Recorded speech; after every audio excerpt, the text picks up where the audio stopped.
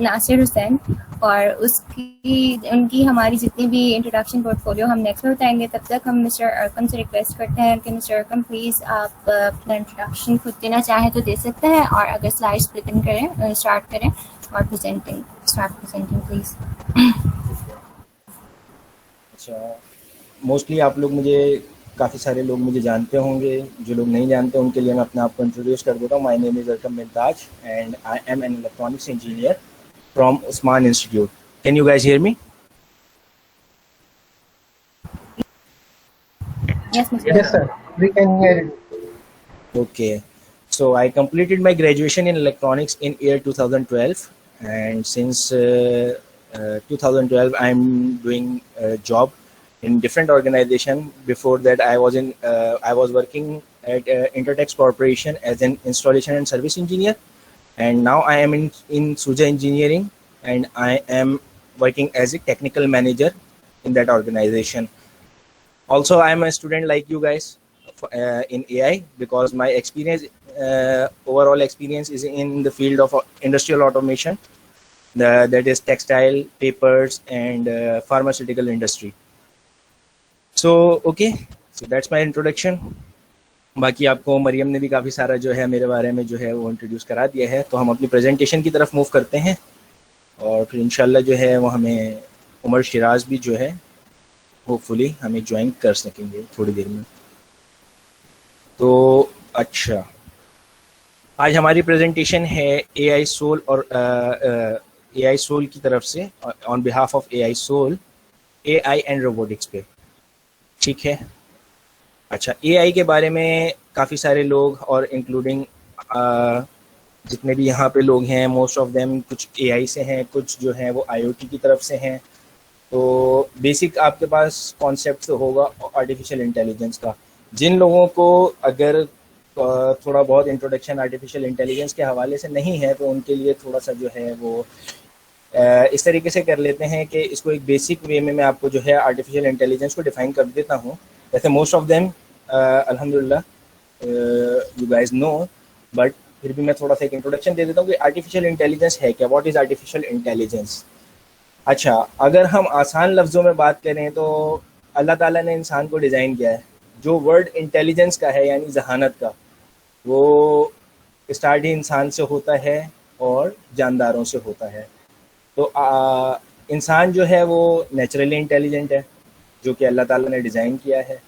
Same इंसान के features जो हैं, या इंसान जो भी काम कर सकता है, उन फीचर्स को मद्देनज़र रखते हुए हम मशीन्स के थ्रू जो काम परफॉर्म करवा सकते हैं, वो चीज़ को हम कहते हैं, उस चीज़ को हम कहते हैं आर्टिफिशियल इंटेलिजेंस। अच्छा, नेचुरल इंटेलिजेंट और आर्टिफिशियल इंटेलिजेंस। नेचुरली क्योंकि अल्लाह ताला ने हमें डिज़ाइन ही इंटेलिजेंट किया है, तो हम नेचुरली इंटेलिजेंट हैं। और हम जिन मशीन्स को डिज़ाइन कर रहे हैं, because it was not natural, हमने उसको इंटेलिजेंट बनाया है, तो वो आर्टिफिशियल इंटेलिजेंस हो गई। Is it clear? Any question here? Clear, sir. Okay. अच्छा, अब आर्टिफिशियल इंटेलिजेंस का मैंने डेफिनेशन थोड़ी सी डिफाइन करने की कोशिश की। अब यहाँ पे उसके बारे में ब्रीफ आ गई है। अच्छा, इन computer science artificial intelligence AI is also called machine intelligence. बात वही आ गई कि हम इंसान जो हैं, Sorry to interrupt you, Arkham, but your slides are not moving. Okay, slides are not moving now. आप लोगों के पास विजिबल है, या मेरे पास ये इशू आ रहा है कि मुझे एक ही स्लाइड मेन नजर आ रही है? It's visible, but same ma'am slide. Side visible, sides move नहीं हो रही। नहीं हो रही मूव नहीं हो रही, सिर्फ वो एक जगह पे नहीं हो रही है, सिर्फ एक जगह पे स्टक ऑफ है। वो एक और ट्राई कीजिए। एक सेकंड में चेक करता हूँ।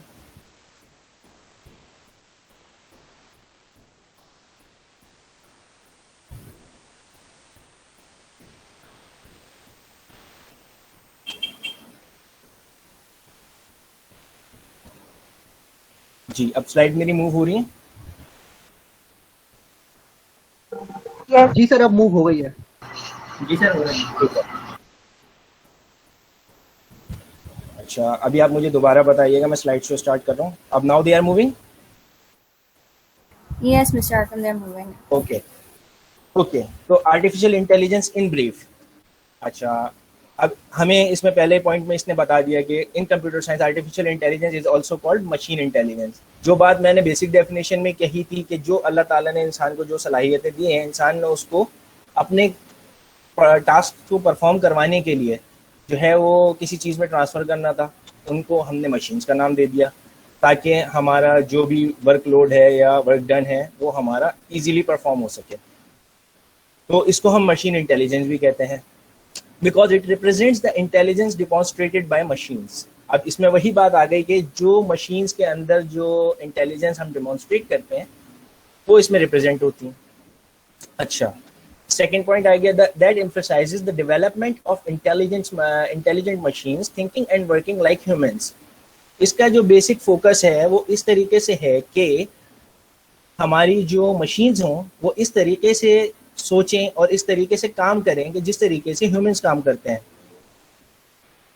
अब बात सारी वही है कि आज तक दुनिया की जो भी मशीन डिज़ाइन हुई है या दुनिया में जो भी सिस्टम डिज़ाइन हुआ है, अगर आप उसको डीपली एनालाइज करें तो वो कोई भी मशीन हो या कोई भी सिस्टम हो, वो इंसान को देख के या अल्लाह ताला की बनाई हुई मखलूक को देख के ही डिज़ाइन किया गया है। मीन्स कि जो भी नेचुरल चीज़ थी उससे हमने कॉपी किया है उस सिस्टम को और उसको एक आर्टिफिशियल सिस्टम बनाने की कोशिश की है। फॉर एग्जांपल बर्ड्स की एग्जांपल देते हैं। जब बर्ड्स हवा में उड़ सकते थे तो इंसान को इस बात का आइडिया हुआ कि हम किस तरीके से हवा में उड़ सकते हैं या इस तरह की कौन सी चीज़ हम डिज़ाइन करें कि जो इन परिंदों की तरह उड़ सके। अच्छा, बेसिक स्ट्रक्चर भी अगर आप देखें तो प्लेन के भी 2 फिन्स होते हैं, इसी तरह बर्ड्स के भी 2 विंग्स होते हैं। तो ये सारी चीज़ें जो हैं वो अल्लाह ताला की बनाई हुई मखलूक को देख के इंसान ने कॉपी की है, जिसको हम कह रहे हैं कि आर्टिफिशियल इंटेलिजेंट उसने मशीन को बनाने की कोशिश की है। वो काम जो इंसान या फिर दूसरे जानदार परफॉर्म कर सकते हैं उन कामों को करवाने के लिए। अच्छा, artificial intelligence algorithm are design to make decisions often using real time data. अब ये एल्गोरिथम जो होते हैं बेसिकली जिस तरीके से इंसान काम कर रहा होता है, हम डिफरेंट टाइम पे एक वक्त के अंदर डिफरेंट टास्क को परफॉर्म कर रहे होते हैं और डिफरेंट सेट ऑफ डिसीजंस ले रहे होते हैं। फॉर एग्जांपल के अगर बात की जाए तो अभी इस वक्त मैंने स्क्रीन भी शेयर की हुई है, मैं आप लोगों की तरफ भी देख रहा हूँ, मैं बोल भी रहा हूँ और सुन भी रहा हूँ, तो डिफरेंट सेंसेस को मैं अपने यूज़ कर रहा हूँ। तो यहाँ पे मैं डिसीजन मेकिंग कर रहा हूँ, यहाँ पे मैं देख के किसी भी चीज़ को देख के डिसाइड कर रहा हूँ। फॉर एग्जांपल अभी मेरी आवाज़ नहीं आ रही थी या मेरी स्लाइड मूव नहीं हो रही थी, तो उसको देखते हुए आपने मुझे बताया, मैंने सुन के एक डिसीजन लिया कि मेरी स्लाइड मूव नहीं हो रही, तो मैंने रीस्टार्ट किया इस चीज़ को। तो ये हो गई डिसीजन मेकिंग। और क्या हुआ रियल टाइम डेटा के ऊपर। अब रियल टाइम डेटा क्या था इस एग्जाम्पल में, जो अभी हुआ कि हमारी स्लाइड मूव नहीं हो रही थी तो आप लोगों ने मुझे आके इस चीज़ को इन्फॉर्म किया, तो ये रियल टाइम डेटा था कि बिल्कुल फॉर एट एन इंस्टेंस, यानी बिल्कुल एट अ टाइम जो है वो उस वक्त आपने एक मेरे को टास्क बताया कि आपकी स्लाइड शेयर नहीं हो रही है और मैंने जो है वो रियल टाइम डिसीजन लेके और अपनी स्लाइड्स को वापस शेयर कर दिया। तो यही काम जो है आर्टिफिशियल इंटेलिजेंस के एल्गोरिथम करते हैं, जो कि डिज़ाइन इसीलिए होते हैं कि वो रियल टाइम डेटा के ऊपर बैठ के डिसीजन ले सकें। Is it clear? यहाँ तक किसी को कोई बात समझ में नहीं आई हो तो?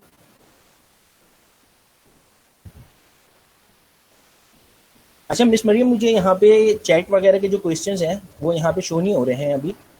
तो yes. जो भी चैट वगैरह का क्वेश्चन हो तो फिर देख के फिर वो मुझे क्वेश्चन पास कर। हम लास्ट में ले लेंगे मिस्टर कम, क्योंकि अभी आपको फिर इंटरप्शन होगी और आपका एक फ्लो जो है ना बात का वो फिर इंटरप्ट हो जाएगा। ठीक है ठीक है ठीक है।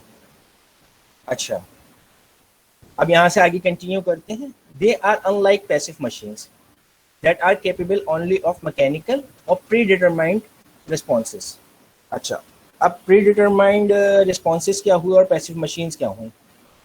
अच्छा, आर्टिफिशियल इंटेलिजेंस से पहले, आर्टिफिशियल इंटेलिजेंस बेसिकली 1930s से जो है वो हमारे लिए वजूद में आ चुकी थी, यानी कि आप इसको कह लें, उर्दू का थोड़ा मुश्किल वर्ड मैंने यूज़ कर लिया, इसको आप ये कह लें कि आर्टिफिशियल इंटेलिजेंस जो है इसकी एग्जिस्टेंस स्टार्ट हुई थी, यानी इसकी एग्जिस्टेंस का इंसान को आइडिया हुआ था उस वक्त जिस वक्त 90s के एरा में, जिस वक्त इंसान ने मशीन्स डिज़ाइन करना शुरू की थी और उसने चीज़ों को जो है वो डिफरेंट तरीके से जो है वो ट्रांसपोर्ट के लिए या फिर अपने डिफरेंट दिगर टास्क के लिए उसने मशीन्स को यूज़ करना शुरू किया था, तो उस वक्त आर्टिफिशियल इंटेलिजेंस का भी कॉन्सेप्ट जो है वो उसी वक्त वजूद में आ चुका था।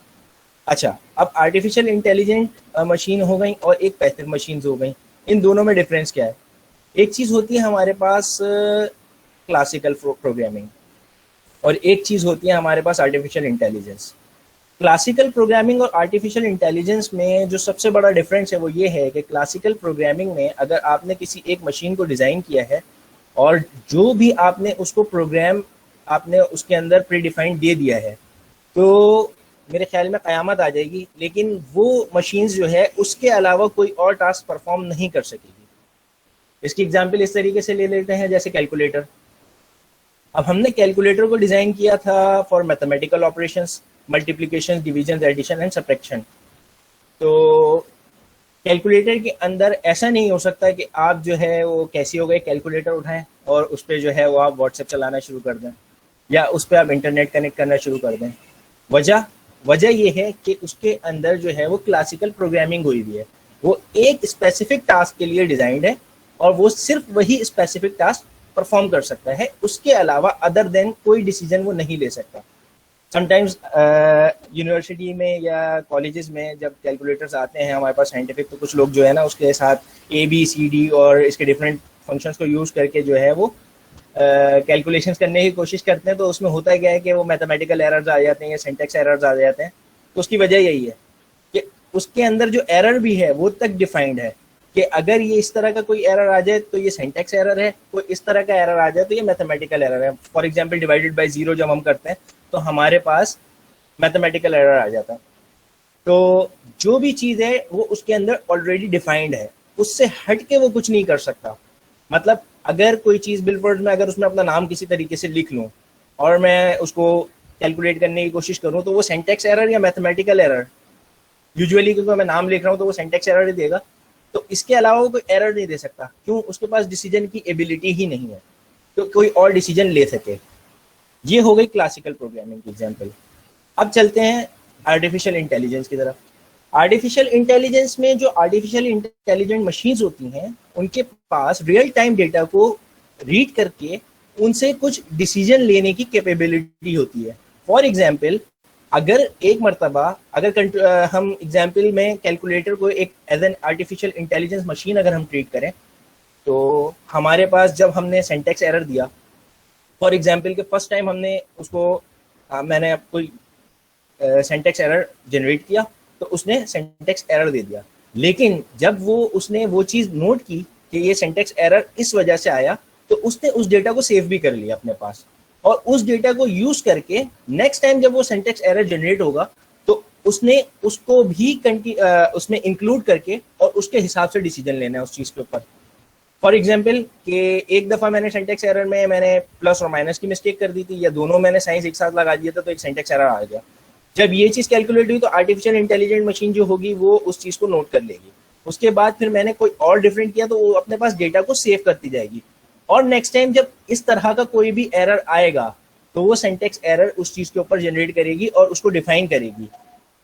और साथ साथ अगर कोई ऐसी चीज़ जो कि बिल्कुल हट के होगी उससे, तो वो एक उसको अलग डोमेन में जो है वो लेके जाएगी और अपने डिसीजन को, और उससे ये बताएगी कि ये मतलब सिंटैक्स एरर तो इस टाइप के थे, लेकिन ये जो एरर आया है ये कुछ न्यू एरर है। उसको हम कह सकते हैं कि आर्टिफिशियल इंटेलिजेंस मशीन जो है वो उसने एक नई क्लासिफिकेशन, एक नए एरर को क्लासिफाई कर दिया।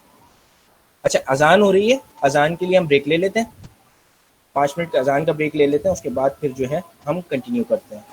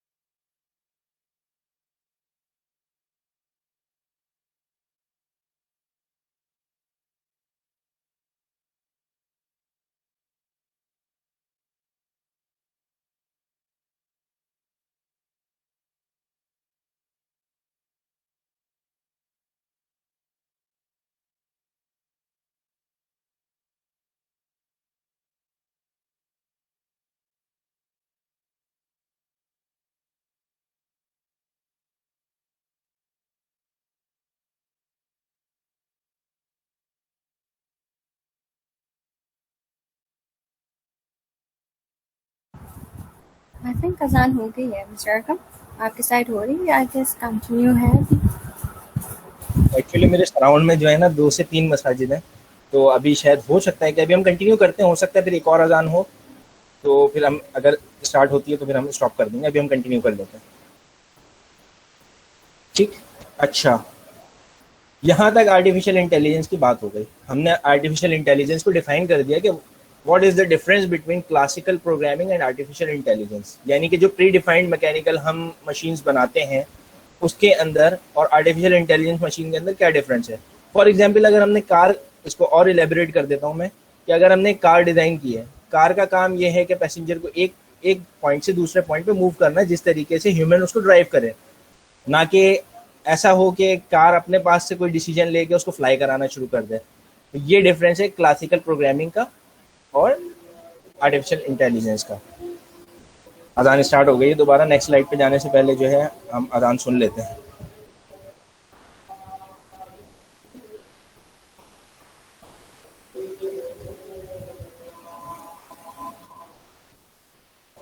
कोई भी टेक्नोलॉजी होती है, कोई भी मशीन्स होती हैं, उनकी कुछ ना कुछ टाइप्स होती हैं, किसी भी चीज़ की कोई टाइप्स हो सकती हैं।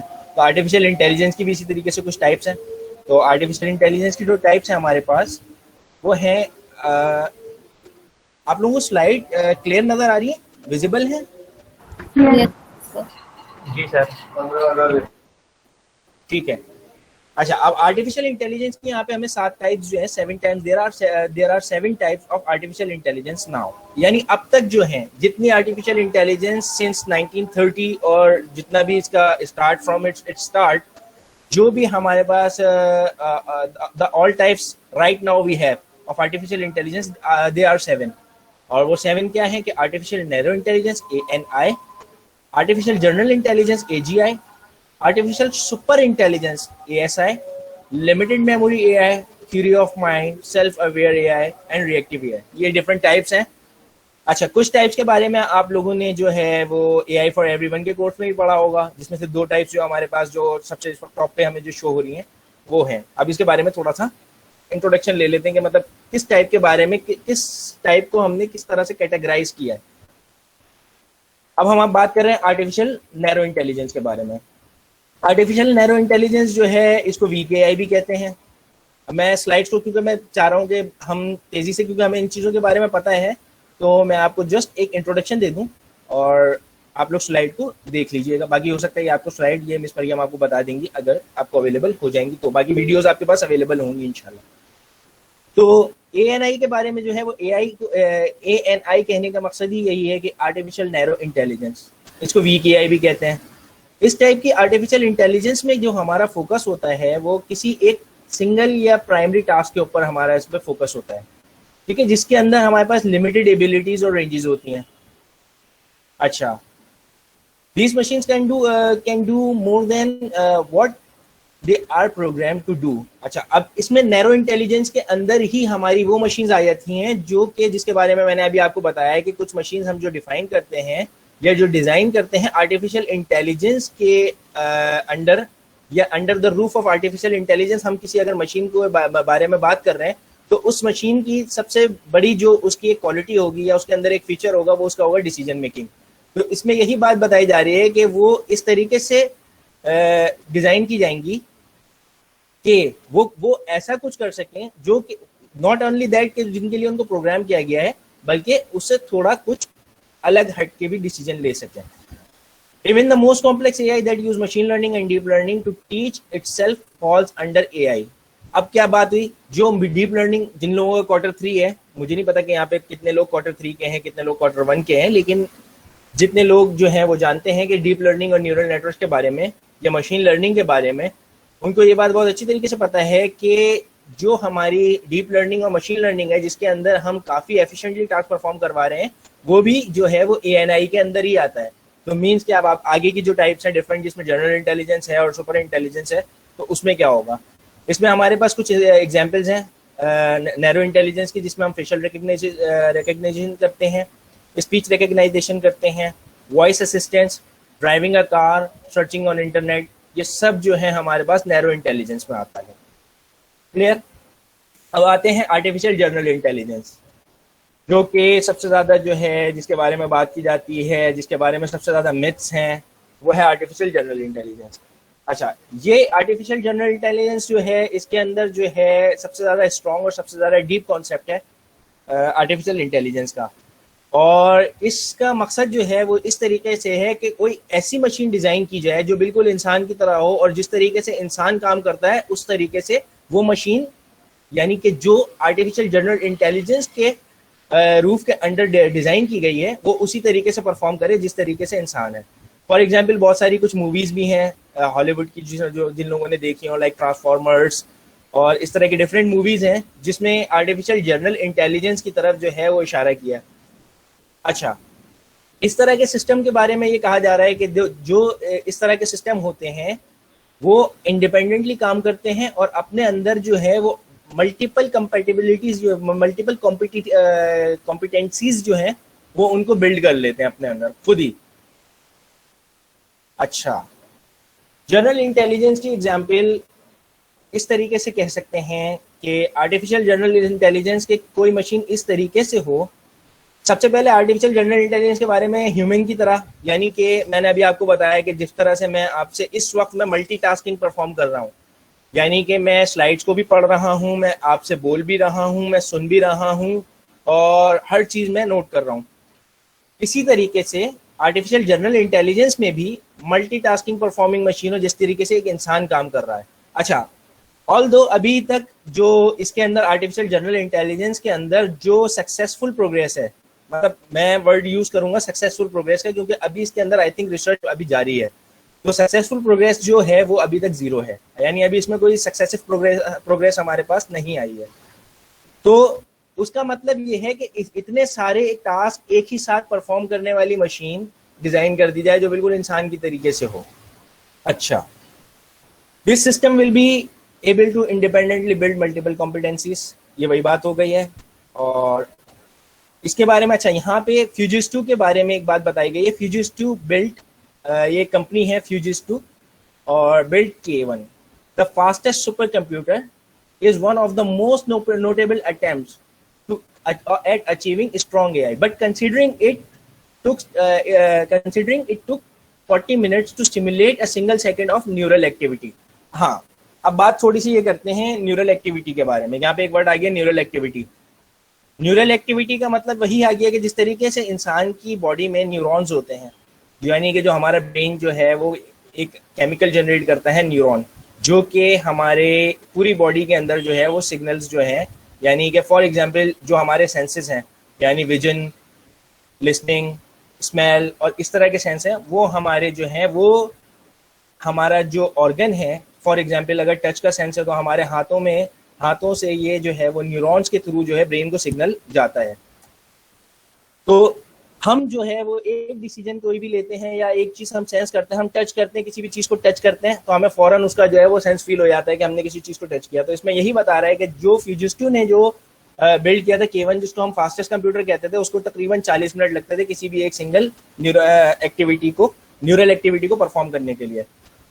अच्छा, फिर इसमें क्या है हमारे पास, इसमें हमें यहाँ पे डिफाइन करना जो है हमारे पास मुश्किल है कि whether or not strong AI will be achieved in our foreseeable future।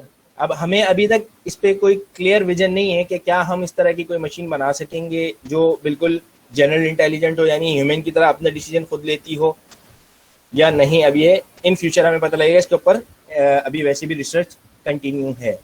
Artificial super intelligence के ऊपर आ जाते हैं। अच्छा, आर्टिफिशियल सुपर इंटेलिजेंस जो है ये टर्म है जो रेफर करती है when the capability of computer will surpass human, यानी ऐसा कंप्यूटर डिजाइन हो जाए जो ह्यूमन को भी बीट कर दे, ठीक है, वो आ जाएगा सुपर इंटेलिजेंस में। The theoretical future creation of super intelligent machine is sometimes referred to as the singularity। अच्छा, जो सुपर इंटेलिजेंट मशीन्स हैं उनकी जो हम थ्योरेटिकल जो हम फ्यूचर उसका यानी हम उसको इमेजिन करते हैं या फ्यूचर में हम जिस तरीके से बताते हैं तो वो उनको सिंगुलैरिटी के तौर पे हम उसको लेते हैं। फॉर एग्जांपल कि वो एक ही मशीन होगी। अभी वो सिंगुलैरिटी के बारे में बता रहे हैं कि singularity is a hypothetical point in time at which technological growth becomes uncontrollable and irreversible. Resulting in unforeseeable changes to human civilization. यानी कि क्या होगा कि वैसे हाइपोथेटिकल पॉइंट पे हम आ जाएंगे टाइम वाइज, जिसमें हमारी टेक्नोलॉजिकल ग्रोथ जो है हमारी अनकंट्रोलेबल हो जाएगी और इरिवर्सिबल हो जाएगी। यानी कि हम जिस पॉइंट पर अभी आके खड़े हो चुके हैं, एटलीस्ट हम उससे पीछे तो नहीं जाते, उससे आगे ही आएंगे। तो इस पोजीशन पे आ जाते हैं। तो ये कहते हैं कि इस तरह की मशीनें जो हैं वो ह्यूमन की सिविलाइजेशन को ही चेंज कर देंगे बिल्कुल। Is it clear? अच्छा, ASI will be exceedingly better at everything they do because of overwhelmingly greater memory। यानी कि जो उसकी मेमोरी होगी वो बहुत ज्यादा होगी। यानी कि अच्छा, अगर ह्यूमन के बारे में भी बात की जाए तो ह्यूमन का जो डेटा परफॉर्मेंस है, यानी डेटा प्रोसेसिंग है और इसके ऊपर परफॉर्मेंस है या मेमोरी है, वो बहुत फास्टेस्ट है। वो अब हम बात कर रहे हैं कि ह्यूमन से भी आगे की कोई चीज, उसकी बात हो रही है, तो उसमें फास्टर डेटा परफॉर्मेंस होगी, प्रोसेसिंग होगी और एनालिसिस अच्छा होगा, डिसीजन मेकिंग की कैपेबिलिटीज होंगी। अच्छा, at this point it is hard to picture the state of our world when more advance type of AI come into being. यानी अब वो वही बात कह रहा है कि अभी इस टाइम पे कोई स्केच बनाना इस चीज का बहुत मुश्किल है कि इस तरह की जब मशीनें आएंगी तो क्या होगा। However, it is clear that there is a long way to get there as a current state of AI develop। यानी हमें अभी काफी टाइम इसमें लगेगा। कोई कुछ कह रहे हैं? जिस तरह से AI की डेवलपमेंट हो रही है इसमें हमें कुछ और टाइम लगेगा मजीद। अच्छा, limited AI memory AI। Limited memory AI में क्या होता है कि limited memory AI is the mostly that type of artificial intelligence that is seen which is used widely in the work of automation. यानी कि limited memory AI में क्या हो रहा है कि जो हमारे पास वो आर्टिफिशियल इंटेलिजेंस है जो हम बहुत ज्यादा यूज कर रहे हैं ऑटोमेशन वर्क्स में। यानी कि जब हम किसी चीज को ऑटोमेट करवाते हैं, यानी कोई चीज अपना टास्क खुद परफॉर्म कर रही होती है, तो उसके अंदर मेमोरी का फंक्शन होता है। तो लिमिटेड मेमोरी AI जो है वो उससे रेफर कर रही है। Limited memory machines are machines that in addition to having the capabilities of purely reactive machines. यानी जिनके अंदर लिमिटेड मेमोरी मशीन्स वो मशीन्स होती हैं कि जिनके अंदर कैपेबिलिटीज होती हैं प्योरली रिएक्टिव मशीन्स वाली। अच्छा, limited memory machines are also capable of learning from historical data to make decisions. जो लिमिटेड मेमोरी आर्टिफिशियल इंटेलिजेंस से रिलेटेड मशीन्स जो होती हैं उनके पास लर्निंग का जो है वो कॉन्सेप्ट होता है हिस्टोरिकल डेटा से, ताकि वो डिसीजंस ले सकें। Nearly all existing applications that we know of come under this category of AI। यानी ज्यादातर जो हम एप्लीकेशंस यूज कर रहे हैं वो लिमिटेड मेमोरी के अंदर ही, लिमिटेड मेमोरी आर्टिफिशियल इंटेलिजेंस के अंडर ही हमारी लाई कर रही हैं। For example self driving car, self working robots etcetera which are complete in themselves. यानी कि लिमिटेड मेमोरी तो है लेकिन ये अपने अंदर ये जो एक इनोवेशन है ये कंप्लीट है। For example self driving car जिस पर्पस के लिए हमने बनाई थी वो एक पर्पस हमारा कंप्लीट है। अच्छा, थ्योरी ऑफ माइंड AI, ये एक और कैटेगरी है, थ्योरी ऑफ माइंड AI। अच्छा, अब थ्योरी ऑफ माइंड AI क्या है? Is the next level of AI system that researchers are currently engage in innovating. यानी ये वो नेक्स्ट लेवल है AI सिस्टम्स का जिसके ऊपर रिसर्चर्स अभी तक एंगेज हैं इसकी इनोवेशन के लिए। Theory of mind AI consists of machine learning system that can explain their decision in language that human beings understand।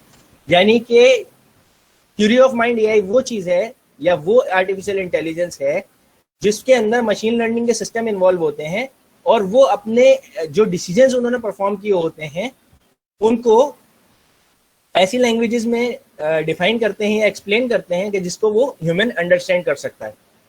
अच्छा, a robot system is equipped by theory of mind AI should be able to understand intent of another similar robot system। यानी कि दो robots हैं जिन्होंने कोई task perform किया, अगर हम उन दोनों को आपस में कम्युनिकेट कराना चाहें तो वो जो सिस्टम होंगे वो इस तरीके के होंगे कि वो एक दूसरे को अपनी बातें समझा सकेंगे।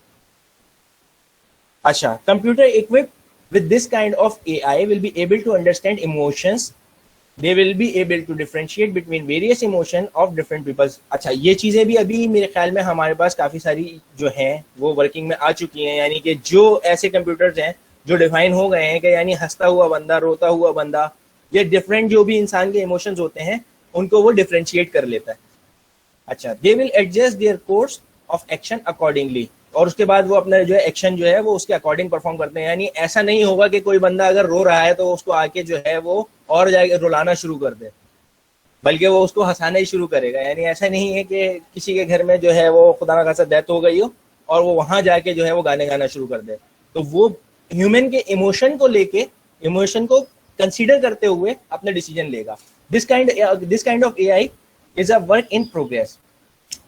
ये वर्क इन प्रोग्रेस चल रहा है। अच्छा, self aware AI. Self aware AI जो है हमारे पास, ये it is an extension of theory of mind AI. यानी ये थ्योरी ऑफ माइंड एआई की भी एक्सटेंशन है। Computer equipped with this type of AI will be able to understand themselves. यानी वो अपने आप को ही अंडरस्टैंड कर सकेंगे।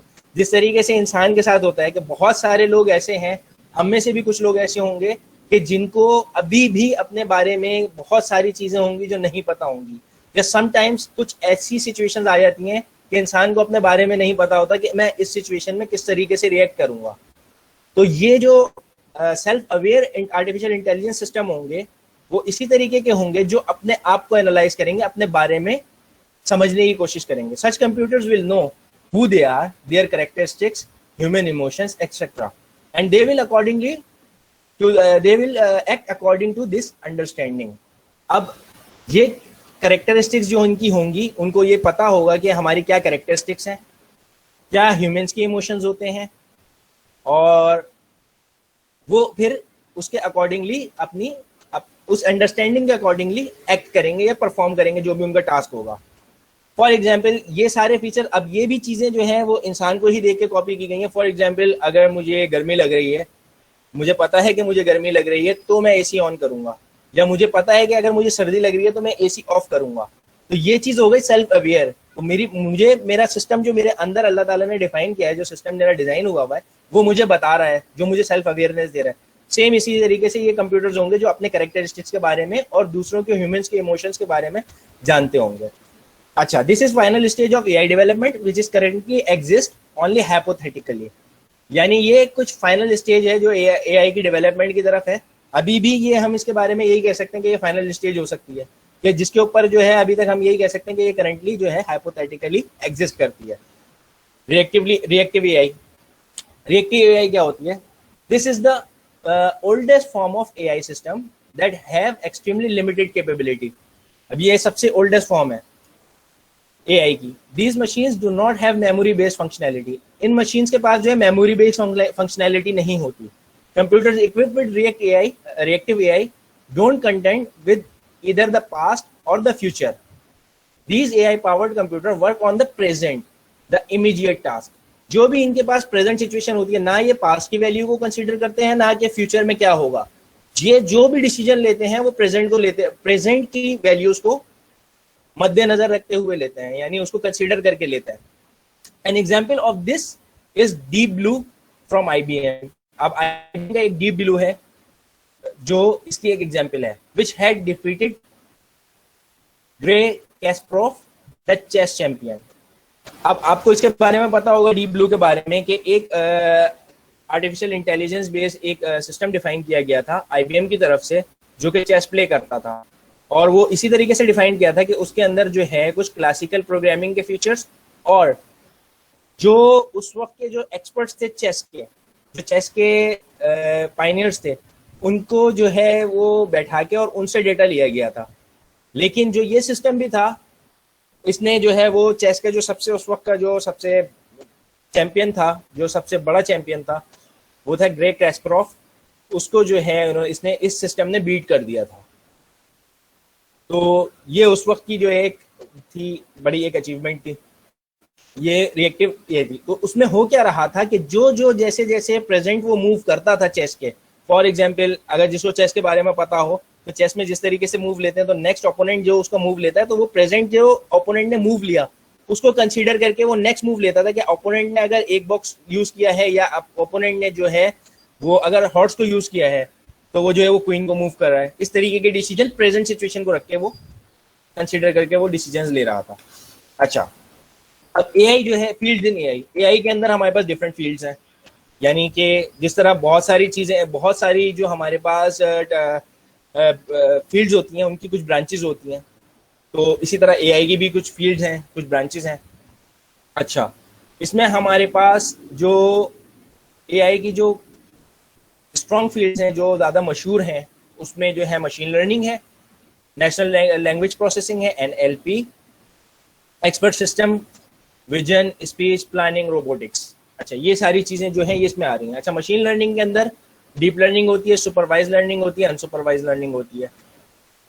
नेचुरल लैंग्वेज प्रोसेसिंग के अंदर जो है कंटेंट एक्सट्रैक्शन होती है, क्लासिफिकेशन होती है, मशीन ट्रांसलेशन होती है, क्वेश्चनिंग आंसरिंग होती है और टेक्स्ट जनरेशन होती है। ये चीज़ें जो हैं अभी आपको थोड़ा सा जो है हो सकता है कि कुछ लोगों को प्रॉब्लम कर रही हैं, लेकिन इंशाल्लाह जब हम आगे कंटिन्यू करेंगे तो ये चीज़ें समझ में आ जाएंगी। विजन में अंदर क्या होता है, विजन के अंदर जो आर्टिफिशियल इंटेलिजेंस में होता है उसमें इमेज रिकग्नाइजेशन होती है, मशीन का विजन होता है, यानी कि कोई जिसे कंप्यूटर विजन भी कहते हैं। और स्पीच के अंदर जो है स्पीच टू टेक्स्ट और टेक्स्ट टू स्पीच जो है वो ट्रांसफॉर्मेशन होती है, यानी कि मैं कोई कंप्यूटर को कोई चीज़ स्पीच में बताऊंगा तो वो मुझे टेक्स्ट में ट्रांसफॉर्म करके दे देगा, जो कि अभी हम गूगल असिस्टेंट में यूज़ करते हैं। या फिर टेक्स्ट लिख के दूंगा तो मैं उसको स्पीच में ट्रांसफॉर्म कर देगा। अच्छा, फिर प्लानिंग होती है और रोबोटिक्स होती है। अच्छा, ये हो गई हमारे पास फील्ड्स ऑफ एआई। अब हम जाते हैं एआई फॉर बिजनेस। एआई जो है वो बिजनेस में किस तरीके से इन्वॉल्व है। अभी जो है रिसेंट टाइम्स में बहुत ज़्यादा इन्वॉल्व है एआई। मतलब पहले तो हम लोग इस तरह की बातें करते थे, फॉर एग्जाम्पल जिस तरह से मेरा इलेक्ट्रॉनिक्स का बैकग्राउंड है, तो इलेक्ट्रॉनिक्स मशीन के अंदर हम लोग बहुत पीछे हैं बाहर की दुनिया से। लेकिन एआई के अंदर अल्हम्दुलिल्लाह हम लोग काफ़ी सारी ऐसी चीज़ें हैं जो हमारे यहाँ बिजनेस में यूज़ हो रही हैं, बैंकिंग सेक्टर में यूज़ हो रही हैं, ई कॉमर्स में यूज़ हो रही हैं। तो अच्छा, अब इसमें हम कौन कौन सी टाइप्स हैं जो यूज़ हो रही हैं बिजनेस के अंदर। वो उसमें इंटरेक्टिव एआई है, फंक्शनल एआई है, एनालिटिक एआई है, टेक्स्ट एआई है, विजुअल एआई है। इंटरेक्टिव एआई में हमारे पास चैटबॉट्स हो गए, इसमें स्मार्ट पर्सनल असिस्टेंट्स हो गए। फंक्शनल एआई में हमारे पास आईओटी सॉल्यूशन रोबोट्स हो गए जो कोई किसी फंक्शन को परफॉर्म करते हैं। एनालिटिक में हमारे पास सेंटिमेंट एनालिसिस हो गया, सप्लायर रिस्क असेसमेंट हो गया। इसी तरह टेक्स्ट एआई में हमारे पास टेक्स्ट रिकग्नाइजेशन हो गया, स्पीच टू टेक्स्ट कन्वर्जन हो गया। और विजुअल में हमारे पास कंप्यूटर विजन हो गया और ऑगमेंटेड रियलिटी। अच्छा, इन सब चीज़ों के बारे में आपको थोड़ा थोड़ा आपको आइडिया होगा, मैं फिर भी डिफाइन कर देता हूँ। चैटबॉट्स वही हो गया कि यानी कोई एक ऐसी मशीन हो कि जो ह्यूमन से चैट कर सके। तो बिजनेस के अंदर हमारे पास बहुत सारी ऐसी वेबसाइट्स हैं जिनके अंदर चैटबॉट्स इस्तेमाल हो रहे हैं। अच्छा, एआई सॉल्यूशन रोबोटिक्स में हमारे पास एलेक्सा की एग्जांपल आ जाती है कि जिसमें हम वॉइस कमांड देते हैं उसको और वो काम को हमारे परफॉर्म कर देता है। सेंटिमेंट एनालिसिस में और रिस्क सप्लायर रिस्क असेसमेंट में हमारे पास जो भी हम एनालिसिस करते हैं, बिजनेस की एनालिसिस करते हैं, एनालिटिकल एआई यूज़ करते हैं या एनालिटिकल सिस्टम्स यूज़ करते हैं, उनमें एनालिटिकल एआई यूज़ हो रही होती है। अच्छा, टेक्स्ट रिकग्नाइजेशन और स्पीच टू टेक्स्ट कन्वर्जन, ये सारी चीज़ें भी हम जैसे फॉर एग्जांपल गूगल ट्रांसलेट में हम टेक्स्ट से स्पीच की ट्रांसफॉर्मेशन करवाते हैं और गूगल असिस्टेंट्स में स्पीच से हम टेक्स्ट को ट्रांसफॉर्म करवा लेते हैं। और कंप्यूटर विजन हो गया, कंप्यूटर विजन में हम किसी भी ऑब्जेक्ट को जो है वो आइडेंटिफाई करवा लेते हैं। अच्छा, अभी तक बात हो रही थी एआई की, अब थोड़ा सा स्टार्ट आता है रोबोटिक्स का। What is robotics? Introduction to robotics. Robotics is a domain in artificial intelligence that deal with the study of creating intelligent and efficient robots. अच्छा, robotics के बारे में मतलब एक कॉन्सेप्ट इंसान के जहन में आई थिंक जब मैं 2005 में या 2006 में, यानी जब मैं स्कूल स्टूडेंट था, तो उस वक्त हमें ये कॉन्सेप्ट जो है वो उनके बारे में पता चलना शुरू हुआ था कि भाई को रोबोट्स कोई चीज़ होते हैं जो इस तरीके से टास्क परफॉर्म करते हैं। For example table tennis playing के लिए जो है रोबोट डिज़ाइन हुए थे और चेस प्लेइंग के लिए भी रोबोट डिज़ाइन हुए थे, या कुछ चीज़ों को ट्रांसपोर्ट करने के लिए जिस तरीके से हम एक किसी इंसान को बोलते हैं कि भाई ये चीज़ आप फलानी जगह से फलानी जगह उठा के मुझे ला के दे दें।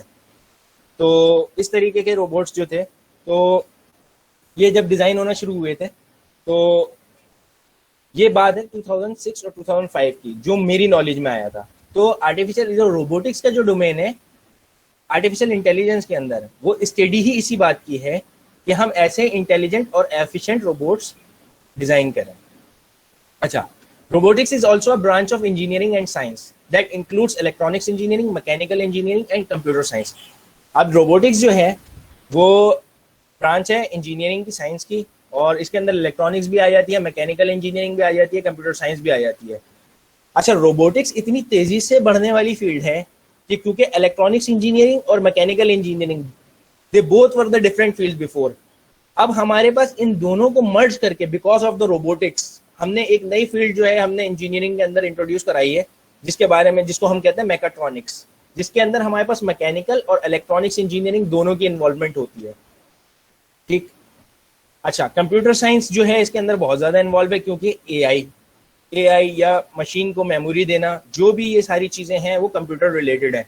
कोई भी मशीन हो, इलेक्ट्रॉनिक्स मशीन हो या मैकेनिकल मशीन हो, मैकेनिकल मशीन्स को परफॉर्मेंस देने के लिए हमें इलेक्ट्रॉनिक सिस्टम्स की जरूरत पड़ती है, और उन इलेक्ट्रॉनिक सिस्टम्स को हमें डिजाइन करने के लिए या उनके अंदर फॉर एग्जांपल ऐसे कह लें कि जिस तरीके से इंसान होता है उसके अंदर रूह होती है, तो जो भी एक रोबोट होता है उसकी रूह जो होती है उसका सॉफ्टवेयर होता है, वो जो पीस ऑफ कोड होता है जिसके अंदर ये सारी चीजें डिफाइन होती हैं कि इसने काम किस तरीके से परफॉर्म करना है और क्या परफॉर्म करना है, वो जो सॉफ्टवेयर होता है वो कंप्यूटर साइंस बेस्ड होता है, वो जो है वो इसमें इन्वॉल्व हो जाते हैं। It deal with the design construction use to control robots. अच्छा, इसमें क्या होता है, डिजाइन होती है और कंस्ट्रक्शन होती है कि हम जिससे कंट्रोल कर सकें रोबोट्स को। Sensory feedback and information processing, यानी सेंसर से हमारे पास फीडबैक आए और हमारे पास जो भी इंफॉर्मेशन आए हम उसको प्रोसेस कर सकें। इसमें फिर वही एग्जांपल अगर हम बात करें, क्योंकि जो आर्टिफिशियल इंटेलिजेंस का जो स्टार्ट है या फिर जो हम फ्यूचर देख रहे हैं वो इसी तरह, वो फ्यूचर ही हमारा यही है कि हम ह्यूमन बेस्ड जो ह्यूमन की तरह का एक रोबोट डिजाइन कर लें। तो अब हम इसको, मैं रोबोटिक्स को जो है आपको वो अपनी ही एग्जाम्पल से यानी इंसान की एग्जाम्पल से समझाने की कोशिश करता हूँ। जो मेरे हाथ मूव कर रहे हैं, मेरे हाथ हैं, मेरी आंखें हैं या जो मेरी पूरी बॉडी है, ये हो गया मेरा मैकेनिकल स्ट्रक्चर। ठीक, अच्छा, इसके अंदर जो है अब मैकेनिकल स्ट्रक्चर के अंदर जो मेरी इलेक्ट्रॉनिक्स है, जो मेरी बॉडी के अंदर जो है मेरा हार्ट है, मेरा ब्रेन है और जो मेरी वेन्स हैं जो कि ब्लड की सर्कुलेशन परफॉर्म करवा रही हैं और डिफरेंट जो है मेरे सेंसेस को ब्रेन तक पहुंचा रही हैं, वो जो है उसके अंदर की इलेक्ट्रॉनिक्स हो गई। और जो मेरी रूह है वो जो है वो कंप्यूटर साइंस के सॉफ्टवेयर की तरह हो गई, जिसमें ये सारी चीज़ें डिफाइन हुई हुई हैं, जिसमें ये सारी चीज़ें पहले से प्री डिफाइंड हैं कि मैंने कौन कौन सी चीज़ें परफॉर्म करनी है फॉर एग्जाम्पल, या मैं किसी काम को किस तरीके से परफॉर्म कर सकता हूँ। तो सॉफ्टवेयर है वो नज़र नहीं आ रहा, जिस तरह रूह नज़र नहीं आ रही है, मेरा मैकेनिक्स नज़र आती है, इलेक्ट्रॉनिक्स नज़र आती है, लेकिन कंप्यूटर सॉफ्टवेयर जिस तरीके से जिसको मैंने बोला वो नज़र नहीं आता, तो मैंने इसीलिए उसको रूह का एग्जाम्पल दिया। तो रोबोट क्या करते हैं इसी तरीके से, जैसे अब सेंसर क्या हो गया, मेरी आंख हो गई, मेरी आई जो है it working like a sensor. तो ये क्या कर रही है, किसी भी चीज को देख रही है और उसके बिहाफ में मुझे एक फीडबैक दे रही है। फॉर एग्जाम्पल कोई ऑब्जेक्ट मेरी तरफ आ रहा है तो मुझे पता लग रहा है कि ये ऑब्जेक्ट आ रहा है, तो मेरी आई ने सेंस किया, ब्रेन को सिग्नल दिया, तो क्या हुआ, एक इंफॉर्मेशन प्रोसेस हो गई। हमारा रोबोटिक्स में काम ये है कि हम ऐसे ही सिस्टम्स जो है वो डिजाइन करें कि जो रोबोटिक्स के बिहाफ पे यानी रोबोटिक्स के कंट्रोल हो और सेंसर से फीडबैक लें और इन्फॉर्मेशन को प्रोसेस कर दें। अच्छा, अब रोबोटिक्स के अंदर हमारे पास जो है वो 5 टाइप्स हैं। There are 5 types of robotic, जिसमें Cartesian, cylindrical, SCARA, 6 axis and delta. अब इसके बारे में बात करते हैं। अच्छा, ये हो गया कार्डिशियन रोबोट। कार्डिशियन रोबोट ये है कि the most commonly used robot type for the majority of industrial application is cartesian. अब जो सबसे ज्यादा मेजॉरिटी ऑफ इंडस्ट्रियल एप्लीकेशन में यूज हो रहा है वो कार्डिशियन है। अच्छा, पाकिस्तान में भी बहुत सारी ऐसी हैं, मतलब सिर्फ रोबोट का मतलब ये नहीं है कि कोई ऐसा रोबोट हो कि जो इंसान की तरह चलता हुआ आ रहा हो या दिखने में इंसान का जैसा हो। बहुत सारी मशीन्स हैं, मतलब मैं खुद भी इस तरीके की मशीन्स पे काम करता रहा हूँ जो कि फुली ऑटोमेटिक है। मतलब हमें फॉर एग्जांपल मैं एग्जांपल दूंगा टेक्सटाइल्स की, क्योंकि I was service engineer of Texpa Germany और अल्हम्दुलिल्लाह I am only among the 4 engineers in Pakistan for working for the Texpa Germany। Texpa Germany जो एक बड़ी कंपनी है जो कि हमारे पास ऑटोमेटिक मशीन्स जो हैं उनको डिज़ाइन करती है और अल्हम्दुलिल्लाह पूरी दुनिया में जो है उसकी मशीन्स जो हैं वो वर्किंग कर रही हैं, स्पेशली इन टेक्सटाइल और पैकेजेस सेक्टर में। तो ऐसा नहीं है कि सिर्फ वही चीज़ रोबोट है कि जो इंसान की तरह जो है वो मूवमेंट कर रही है या चीज़ों को लेकर आ रही है, नहीं, वो चीज़ें भी रोबोट हैं। फॉर एग्जाम्पल कि हम कोई इस तरह का काम कि एक चीज को दूसरी जगह से एक कन्वेयर पे मूव करा रहे हैं तो हम उसको भी जो है वो रोबोट के सेंस में काउंट करते हैं in the language of industry. अच्छा, तो मैंने क्या बताया कि इंडस्ट्रियल एप्लीकेशन में यूज होने वाला सबसे ज्यादा कॉमन जो रोबोट है वो है कार्डिशियन रोबोट। अच्छा, customer can determine the stroke length, speed and precision of the reports, because most of the part arrive separately and are assembled by the machine builders. यानी कि वही हो गया कि वो जो भी उनके पार्ट्स आते हैं वो सेपरेट आते हैं और फिर हम उसको जो है वो असेंबल कर लेते हैं। अच्छा, जैसे मैंने आपको एग्जांपल दी, इसी तरह मैंने सबसे पहली मशीन जो टेक्सपा की मैंने जो है वो इंस्टॉल की थी, तो उसके लिए हमारे पास एक स्विस इंजीनियर आया था और हमने लकी टेक्सटाइल मिल्स के अंदर जो है लांडी के अंदर जो इसका LTM4 यूनिट है उसके अंदर हमने एक फोल्डिंग प्लांट जो है वो इंस्टॉल किया था, जो बिल्कुल ही रोबोटिक्स की तरह था। इवन कि उसके अंदर आर्म्स वगैरह भी जो थे वो रोबोटिक्स थे। वो मशीन्स आती किस तरीके से, क्योंकि मशीन बनी डिजाइन हुई जर्मनी के अंदर और फिर वो शिप होके आ गई पाकिस्तान, तो वो डिफरेंट पार्ट्स के अंदर आती है। और उसके अंदर जो है हमें क्या फीचर्स चाहिए होते हैं, फॉर एग्जांपल अगर मुझे मशीन चाहिए फोल्डिंग के लिए, तो मैंने उनको, हमारे यहाँ डिफरेंट फोल्डिंग्स होती हैं, यानी फोल्डिंग से मुराद हमारी वही है कि जिस तरह हम कपड़े तय करके रखते हैं, यानी जो हमारी अम्मी जो है वो तय करके कपड़े जो है या बेडशीट्स वगैरह हैं उनको रखती हैं, तो वही काम परफॉर्म करने के लिए हमने एक मशीन डिजाइन करवाई थी। तो उसी की बात कर रहा हूँ, उसके अंदर भी हमारी जो है वो रोबोटिक्स इन्वॉल्व थी और उसमें हुआ यही था कि डिफरेंट पार्ट्स जो थे मशीन के वो डिफरेंट आ गए थे हमारे पास यहाँ पे पाकिस्तान, और फिर वहाँ से एक इंजीनियर आ गया था और यहाँ से मैं था पाकिस्तान में, और हमने जो है उस मशीन को जो है वहाँ पे जाके डिज़ाइन किया, तो असेंबल किया, और सॉरी डिज़ाइन बोल दिया मैंने, असेंबल किया, असेंबल करके और फिर कस्टमर के स्कोप के अकॉर्डिंग उसकी जो स्पीड्स थी, प्रोसेशंस थी, उनको सेट किया, कैलिब्रेट किया पूरी मशीन को और हमने इंस्टॉल किया। तो ये होता है कार्टेशियन रोबोट और ये वाइडली यूज हो रहा है इंडस्ट्री के अंदर, क्योंकि मैं बहुत ज़्यादा इसी में ही काम करता हूँ, इंडस्ट्रियल ऑटोमेशन में ही। तो टेक्सटाइल इंडस्ट्री हो या पेपर इंडस्ट्री हो या हमारे पास FMCGs हो या हमारी जो है कन्फेक्शनरी हो, ये जितनी भी इंडस्ट्रीज हैं उसमें इस तरह के डिफरेंट छोटे छोटे रोबोट्स इन्वॉल्व होते हैं और वर्क करते हैं। फिर अच्छा, थोड़ा सा टाइम ज़्यादा हो रहा है, बस मैं कंप्लीट करता हूँ इसको। जो थोड़ी सी टाइप्स हैं, मैं चाह रहा हूँ कि क्योंकि पहला सेशन है तो आपको थोड़ी सी अंडरस्टैंडिंग हो जाए, तो इसीलिए जो है ना थोड़ा सा मैं टाइम ज़्यादा ले रहा हूँ, आप लोग जो है वो बोर नहीं होइएगा और ज्वाइन रहिएगा। सिलेंड्रिकल रोबोट्स, ये एक और टाइप है रोबोटिक्स में, रोबोट्स की। इसमें क्या होता है, cylindrical robots are very simple and similar to Cartesian in their axis of motion. अब यहाँ पे जो है रोबोट्स का एक्सिस ऑफ मोशन जो है वो उसकी बात हो रही है। अच्छा, डिज़ाइन सारी चीज़ें इंसान को ही देख के हुई हैं। असल में एक चीज़ होती है लीनियर कंट्रोल सिस्टम्स, जहाँ से पूरा कॉन्सेप्ट आया है कंट्रोलिंग का, ये इंजीनियरिंग में पढ़ाई जाती है। तो ये चीज़ भी अल्लाह ताला ने हमें डिफाइन करके जो है वो इंसान के अंदर ही रखी है, जिससे इंसान ने अपने आप को एनालाइज करके ये चीज़ वो की है, जिसके अंदर क्या होती है, डिग्रीज ऑफ फ्रीडम होती हैं। जैसे मेरी ये रिस्ट है, ये मूव कर रही है, तो ये मूव कर रही है सिर्फ ये, इसकी मूवमेंट यही है, ठीक है, ये इसी तरीके से मूव कर रही है, या फिर ये मूव इस तरीके से कर सकती है। ये जो मूवमेंट है इसकी, जिसे कहते हैं डिग्री ऑफ फ्रीडम, तो यानी ये किसी एक खास एक्सिस के अराउंड मूव कर रही है। तो यहाँ पे जो हम सिलेंड्रिकल रोबोट्स की बात कर रहे हैं उसमें जो है वो यही बात हो रही है कि एक्सिस ऑफ मोशन जो है वो क्या होगा, यानी कि सिंपल और सिमिलर जो है वो कार्टेशियन के है, लेकिन उसमें एक्सिस ऑफ मोशन की इन्वॉल्वमेंट होगी। The robot can be place in the middle of a work space and because of its rotation elements it can work anywhere around it. For example, बहुत आसान सी example है, सब अपनी छतों पे अगर देखें तो हमें पंखा नजर आ रहा है। अब पंखा एक ही एक्सिस के अराउंड मूव कर रहा है, लेकिन जो पूरा रूम है उसको जो है वो हवा जो है वो सर्कुलेट कर रहा है। तो इसके अंदर भी यही होगा कि कोई एक सेंट्रल पॉइंट होगा उसका, वो वहां पे उसका वर्क स्पेस होगा जहां पे वो वर्किंग करेगा, लेकिन उससे जो है वो पूरे जो हमारे अराउंड वर्किंग है उसकी वर्किंग जो है उससे हमें बेनिफिट्स मिलेंगे। Simple applications are materials are picked up. ये अच्छा, इसकी एक और आसान एग्जांपल ये है कि अगर आपने किसी ने ट्रेवल किया हो तो एयरपोर्ट्स पे जो कन्वेयर्स लगी हुई होती हैं, हम क्या करते हैं जब हम फ्लाइट से वापस आते हैं तो हमें अपना जो है वो लगेज जो है वो कलेक्ट करना होता है, तो उसके लिए कन्वेयर लगी हुई होती है।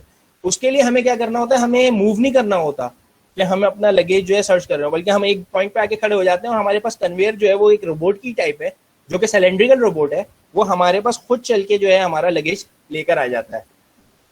अच्छा, and then place work best for the cylindrical robot, यानी कि यही हो गया मटेरियल पिकअप में हो गया, और ये सारी एग्जांपल्स हो गई। स्कारा रोबोट, स्कारा रोबोट्स क्या होते हैं? SCARA robots offer a more complete solution than a cartesian और सिलेंड्रिकल। अब इसके अंदर क्या बात हो गई, अच्छा हमारे पास एक्सिस होते हैं, ये सबको पता है कि एक्सिस क्या होते हैं। अब यहाँ पे जो डिफरेंस है सिलेंड्रिकल रोबोट का, कार्टेशियन रोबोट का, स्कारा रोबोट से, उसमें हमारे पास क्या होता है, कंप्लीट वो होता है, सॉल्यूशन होता है। अच्छा, here all in one robots, meaning the Stara robots is equipped with X, Y and Z and rotary motion in one package that comes ready to go। यानी कि हमारी जो 3 डायमेंशंस हैं, 3 हमारे एक्सिस हैं, एक्स एक्सिस, वाई एक्सिस और rotation की movement, ये सारी चीजों को कंबाइन करके हमारे पास जो है वो स्कारा रोबोट बन जाता है। यानी एक पूरा पैकेज है बेसिकली। यानी इस स्कारा रोबोट से हम कार्टेशियन रोबोट और सिलेंड्रिकल रोबोट्स दोनों की जो फंक्शनैलिटी है, दोनों की जो कैरेक्टरिस्टिक्स हैं, उनको यूज कर सकते हैं। अच्छा, SCARA robots can move quicker than the other 2 SCARAs. अच्छा, अदर 2 यानी बहुत ज्यादा क्विक जो है वो मूव कर सकते हैं। वजह क्या हो गई, फॉर एग्जाम्पल इसकी एग्जाम्पल इस तरीके से ले लें कि एक अगर गाड़ी की एग्जाम्पल लेते हैं, गाड़ी के पास हमारे पास 4 फंक्शंस होते हैं। यानी या तो गाड़ी आगे की तरफ मूव करती है, गो अहेड, या फिर वो रिवर्स उसके पास फंक्शन होता है, या राइट या लेफ्ट। ठीक है, ये एग्जाम्पल जो है। अच्छा, गाड़ी के पास उड़ने का फंक्शन नहीं है, यानी कि अगर ऊपर की तरफ की मूवमेंट हमें चाहिए हो तो गाड़ी के पास ऊपर जाने का कोई फीचर नहीं है, तो यानी एक एक्सिस हमारा उसमें मिस हो गया। तो इस स्कारा रोबोट्स के अंदर ये भी फंक्शनैलिटी होती है कि यानी कि अप, डाउन, राइट, लेफ्ट और डायगोनल, यानी कि एक्सिस जो हमारा होता है, अगर जो हमारा एक्सिस जिस तरीके से क्रॉस होता है, डिफाइन होता है, उसके अंदर हमारे पास एक्स, वाई, जेड और उसके अलावा रोटेशन यानी ऑल 360 ये मूव कर सकता है। मेरे ख्याल में एक्सिस वाली एग्जाम्पल से और कार की एग्जाम्पल से आपको ये बात समझ में आ गई होगी कि स्कारा रोबोट होता क्या है। अच्छा, 6 एक्सिस रोबोट। अब इसके अंदर डिफरेंट एक्सिस, यानी आप इससे अंदाजा लगा लें कि रोबोट जो है, यानी जैसे इंसान की बॉडी है ना, हमारी बॉडी के अंदर कोई भी पार्ट, यानी मेरी गर्दन की मूवमेंट की भी एक जो है वो स्पेसिफिक एक्सिस डिफाइन है। ऐसा नहीं है कि मैं अपनी पूरी गर्दन घुमा के पीछे देखना शुरू कर दूं। ऑल दो मूवी में आप लोगों ने ये सारी चीजें देखी होंगी, लेकिन ऐसा पॉसिबल नहीं है, कोई ट्राई भी नहीं कीजिएगा, don't try it at home. अच्छा, 6 axis robot, all in one robot type is the 6 axis axis, यानी कि सारी another all in one robot type. अब ऑल इन वन रोबोट है वो क्या है, 6 एक्सिस है। Sometimes 6 axis robots can be almost toy size, यानी कि टॉय साइज के होते हैं। They are typically very large and used for large assembly jobs. अच्छा, इसकी एग्जाम्पल मैं आपको देता हूं अभी। अच्छा, their programming is more complicated, these robots can get so large and move so quickly. अच्छा, इनकी प्रोग्रामिंग जो होती है वो बता रहे हैं कि बड़ी कॉम्प्लिकेटेड होती है, और ये ऐसा है। और ये रोबोट्स भी, इस टाइप के रोबोट्स भी हम पाकिस्तान में यूज करते हैं। फॉर एग्जाम्पल, अगर किसी ने कार मैन्युफैक्चरिंग के भी वीडियोज वगैरह देखी हो, या अक्सर हमें समटाइम्स कुछ कंपनीज जो है वो अपना प्लांट ऑपरेशंस जो है वो अपने एडवर्टाइजमेंट के अंदर जो है वो शो करती हैं, तो हमारे पास इस टाइप के रोबोट्स यूज होते हैं। फॉर एग्जांपल के कार की पेंटिंग में, तो ये क्या होता है कि ये फास्ट मूविंग होते हैं और इनके अंदर जो है वो सारी कैपेबिलिटीज होती हैं काम को परफॉर्म करने के लिए। अब आप यहाँ से कंसिडर करें कि जब हम गाड़ी को पेंट कर रहे होते हैं तो हमें कितने एक्सिस की मूवमेंट चाहिए, हमें सारे एक्सिस की मूवमेंट चाहिए, और हमें सारी जो है वो यानी उसकी रोटेशन भी चाहिए, कि हमें हो सकता है कि हमें घूम के उस तरफ जाना हो तो हमें रोटेशन की भी वो चाहिए, एक्सिस चाहिए, और हमारे पास एक्सिस भी सारे यूज हो रहे हों। तो ये एग्जाम्पल हो गई 6 एक्सिस रोबोट की। क्लियर? डेल्टा रोबोट्स पे आ जाते हैं। अच्छा, डेल्टा रोबोट्स क्या होते हैं? Delta robots are the fastest and most expensive. ये सबसे फास्ट रोबोट्स होते हैं और सबसे एक्सपेंसिव भी होते हैं। अच्छा, जो चीज भी अच्छी होती है वैसे बेसिकली वो होती महंगी है। अच्छा, they have a unique dome shape work envelope in which they can achieve very high speed. यानी ये इस तरीके से होते हैं कि डोम शेप के होते हैं, कि यानी एक ऐसे एनवेलप के अंदर, एनवेलप की शेप में काम करते हैं, यानी कि इनका जो एक पूरी सराउंडिंग होती है वो एक एनवेलप की तरह जो है वो आपस में कनेक्टेड हो जाता है, वो उस तरीके से जो है वो शो हो रहा होता है। और in which they can achieve very high speed, यानी वो उसी अपनी जो है डोमेन के अंदर रहते हुए बहुत हाई अचीव जो है वो हाई स्पीड जो है वो अचीव कर लेते हैं। Delta robots are the best for fast pick and place और product transfer application like moving parts. अच्छा, मैंने आपको एग्जांपल दी थी अभी वो कन्वेयर की, तो कन्वेयर में भी यही चीज हो रही है, वो भी एक डेल्टा रोबोट की तरह काम कर रहा है। ऑल्दो उसका एक्सेस की वजह से जो है, मैंने उसकी एग्जांपल जो है आपको वो सिलेंड्रिकल रोबोट में दी थी, लेकिन यहाँ पे जो है अप डाउन मूवमेंट भी होती है, लेकिन वो इस एक्सेस में, जैसे आप अपनी पिक्चर में देख रहे हो, तो वो इस डोमेन में तो काम कर रहा है, लेकिन इसके अंदर मूवमेंट की है, यानी अप डाउन भी मूव कर सकता है, एक्सेस वाइज भी मूव कर सकता है। और ये इसकी जो एग्जांपल है, यानी ये होता किस लिए है कि यानी कोई चीज पिक करके किसी जगह प्लेस करनी है। फॉर एग्जांपल हमारे पास बहुत सारी इंडस्ट्रियल एप्लीकेशन ऐसी होती हैं कि जिनके अंदर हमें एक प्रोडक्ट, यानी बॉटल की एग्जांपल ले लें, बॉटल्स को उठा के जो है एक जगह से दूसरी जगह, एक मशीन से दूसरी जगह में मूव कराना होता है, तो उस जगह, ऐसी जगहों पे या फिर प्रोडक्ट ट्रांसफर के लिए ये वाले जो है वो रोबोट्स यूज होते हैं डेल्टा के। क्लियर है ये? अच्छा, यहाँ तक तो मेरे ख्याल में सारी बातें क्लियर होंगी। थोड़ा सा टाइम मैंने ज़्यादा लिया, उसके लिए रियली सॉरी, लेकिन क्योंकि टॉपिक ऐसा था कि मैं यहाँ पे स्टॉप नहीं हो सकता था, तो और मैं चाहता भी था कि चूँकि जो चीज़ें मैं इंडस्ट्री में देख चुका हूँ, क्योंकि मैं अल्हम्दुलिल्लाह 8 साल से जो है वो इस फील्ड में हूँ। वैसे तो मुझे अनऑफिशियली जो है 8 साल से ज़्यादा हो गए हैं। Since 2010 I am in the field of industrial automation. तो ये सारी चीज़ें क्योंकि मैं प्रैक्टिकली देख चुका हूँ, इनके साथ काम कर चुका हूँ, तो मैं ये चाह रहा था कि मैं आप लोगों को ये सारी चीज़ें बता दूँ। Thank you. यहाँ पे हमारा जो है सेशन होता है एंड। अब यहाँ पे किसी के कुछ क्वेश्चंस हैं तो miss Mariam, over to you.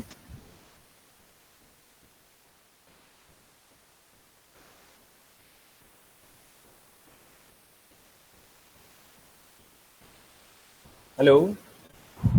Yes mister, sorry जी, कंप्लीट हो गया जी यार, ठीक। इंशाल्लाह अब नेक्स्ट हमारा इवेंट कह रही हूँ, नेक्स्ट सेशन के अंदर हम लोग इसको जो है रियल वर्ल्ड एप्लीकेशन जो है आर्टिफिशियल इंटेलिजेंस की वो देखेंगे और ओपन सोर्स प्रोजेक्ट्स पे काम करेंगे। मिस्टर अरकम, मिस्टर उमर और हमारे दूसरे 2 ट्रेनर्स शहबाज और शहजाद, ये सारे हमारे साथ होंगे, गाइड कर रहे होंगे ओपन सोर्स प्रोजेक्ट्स में। वैसे हमारा इस साल के प्रोजेक्ट चल रहा है और ये लोग बहुत बिजी हैं, आई नो, उसके अंदर ही बहुत टाइम कंज्यूम हो जाता है, लेकिन इन लोगों को खुद काम करना होगा अरकम, हम सिर्फ इनको गाइड करेंगे जब भी हेल्प की जरूरत होगी। अच्छा, यहाँ पे एक क्वेश्चन आया है चैट में, मैं उसका आंसर कर देता हूँ। आई टेस्टिंग मशीन को भी स्कारा रोबोट्स कह सकते हैं क्या?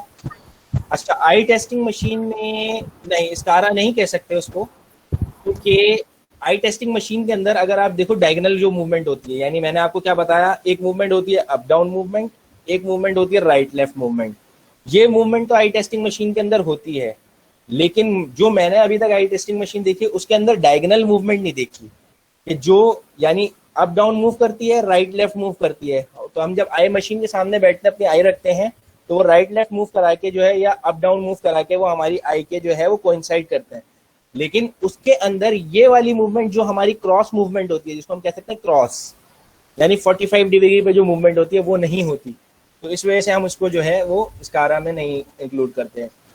If machine start to think itself then does AI aims, sorry ये क्वेश्चन था एक, aims to replace human intelligence? ये मैंने आंसर कर दिया नीचे उनको। अच्छा, आपने कर दिया, ठीक है ठीक है, चलें। Thank you so much for the session, thank you so much for your patience. आप लोगों ने जो है वो थोड़ा सा टाइम ज़्यादा होने की जरूरत थी। GAN जनरेटिव एडवर्सरियल नेटवर्क के बारे में किसी ने पूछा था, आई डोंट नो किसने पूछा था, और वो उस वक्त पूछा था जब आप नैरो इंटेलिजेंस को बता रहे थे। तो उसके लिए यही है कि इसकी कैटेगरी में ही फॉल होगा नैरो की, क्योंकि इसके अंदर जो है हम ये कह सकते हैं कि ये ऐसे मॉडल को जो है बिहेवियर को देख रहा होता है दोनों को ऑपोजिट रख के, और इसमें हमारे नेटवर्क्स को जो है वो कंपटीशन या कंपेयर हो रहा होता है। तो हम इसे कह सकते हैं कि ये नैरो इंटेलिजेंस के अंदर ही फॉल होता है, जो है जनरेटिव एडवर्सरियल नेटवर्क। जी, और कोई क्वेश्चन नहीं है तो फिर हम एंड करते हैं, काफ़ी टाइम हो गया, इट्स अबाउट 10 PM। हमारा वैसे 9:30 तक का सेशन होता है, लेकिन हमेशा 10 हो जाता है। ठीक है, फिर इंशाल्लाह नेक्स्ट के लिए आप तैयार रहिएगा। नेक्स्ट सेशन के अंदर हमारे पास गेस्ट स्पीकर भी होंगे और हो सकता है कि हमारे ये ट्रेनर अरकम और शिराज और शहबाज और शहजाद में से कोई एक हो। और साथ ही हम लोग ओपन सोर्स प्रोजेक्ट भी स्टार्ट कर लेंगे, तो वहाँ पे आप लोगों को काम भी मिल जाएगा जो है वो। तो खैर मैं थर्सडे को ही आपको ओपन सोर्स प्रोजेक्ट जो है उस पर काम करवाना स्टार्ट कर दूँगी, ताकि अब हमारा जो मेन मकसद है वो है काम सीखना, ट्रेनिंग हासिल करना, और हमें सिर्फ थ्योरी से नहीं सीखना। तो इंशाल्लाह रियल वर्ल्ड एप्लीकेशन पे काम हम लोग स्टार्ट करें इसी week. Thank you so much for joining.